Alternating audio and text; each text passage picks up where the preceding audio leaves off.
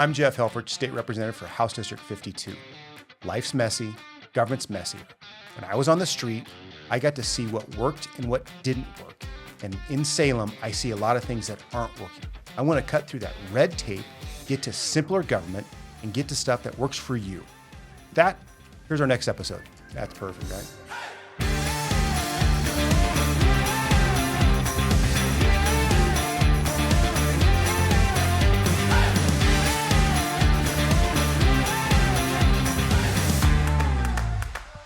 Today we have Senator Bruce Starr from Senate District 12. He's representing Polk and Yamhill Counties. Bruce has quite the background, and we're going to unpack what's going on. He was a farmer, businessman, legislative vet, and he's back in Salem fighting for you. Let's dig into this. Bruce, you grew up on a Hillsboro farm, dirt work, hard work. What's one lesson from those roots that you learned that you're carrying with you today? Do it right the first time. Do it right the first time? Yeah. I mean, that's part of the lessons that you learn on the farm. Again, grew up in the dirt, hands in the dirt, hoe in the hand. If you didn't hoe that, row of corn, of cucumbers, your sins shall find you out, kind of a thing. And if you didn't do it right the first time, you would have to go back and take care of it. So those are lessons that are important today. Have been important lessons in my contracting business and the other things that I've worked to do. Tried to get it right the first time. Yeah.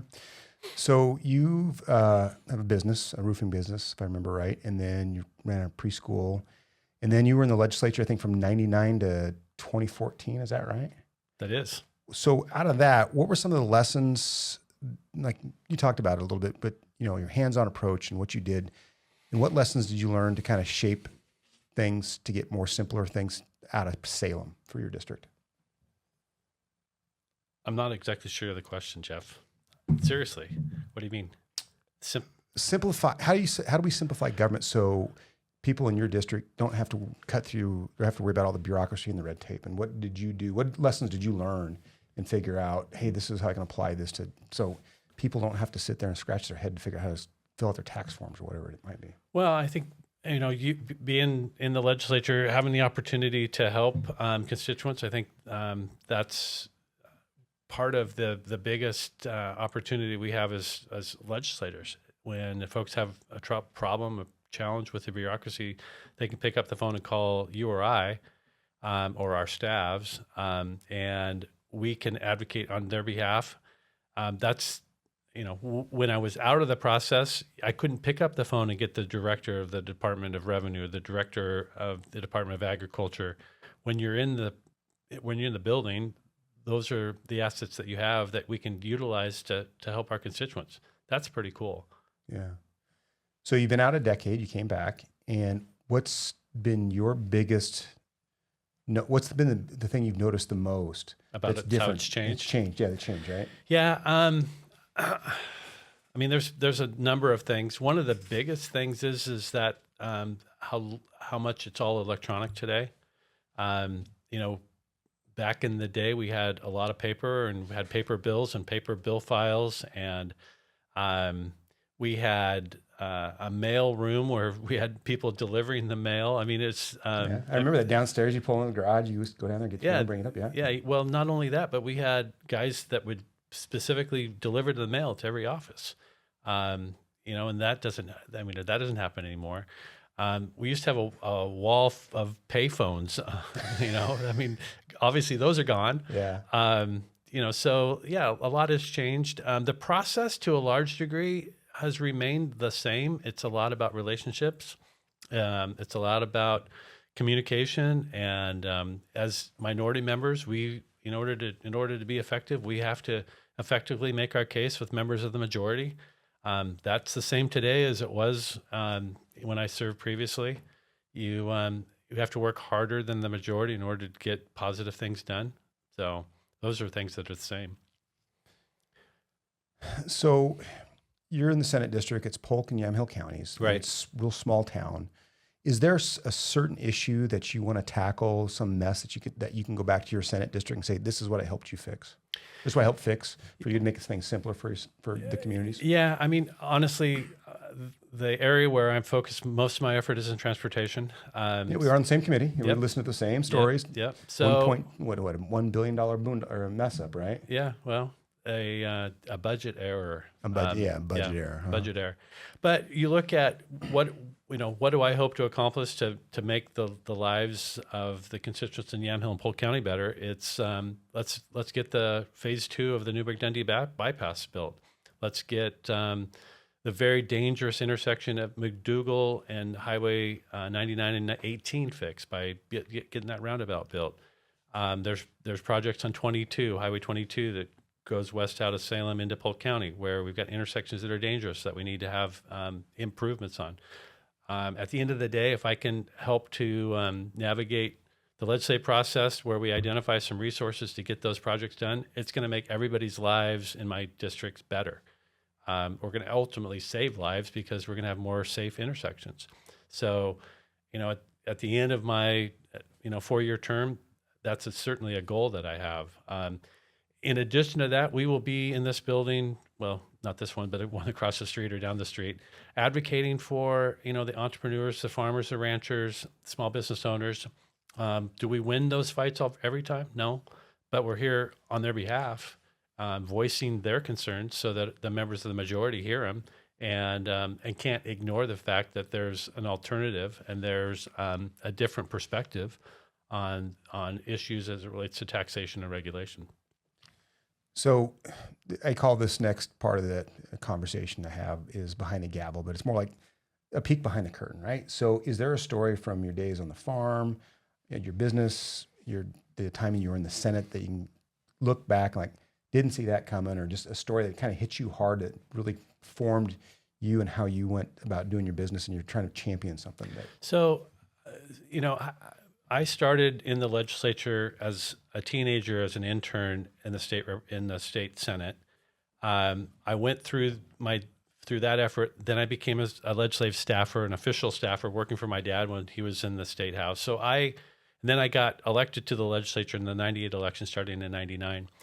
And the one thing that I should have known, because I had that quote unquote experience as a staff and an intern. But in '99, when I started this process, we had a big bill that worked its way through the legislative process.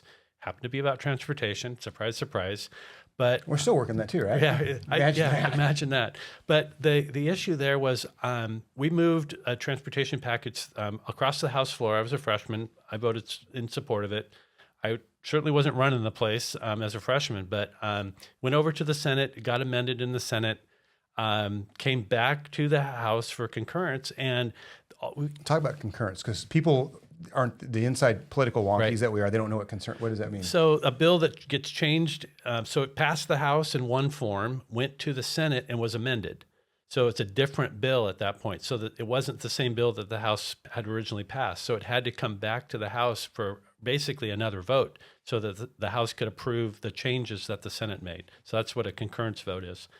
But it came back to the House for concurrence, and we had probably 36 lobbyists in the what was then the lobby, outside the chamber, counting votes and making sure that we had the requisite number of votes. And I'm out there, back and forth. We're having to debate on the House floor. We got the votes, right? We got the votes. Oh yeah, we got the votes. Had every back then. I mean, you had them on the sheet.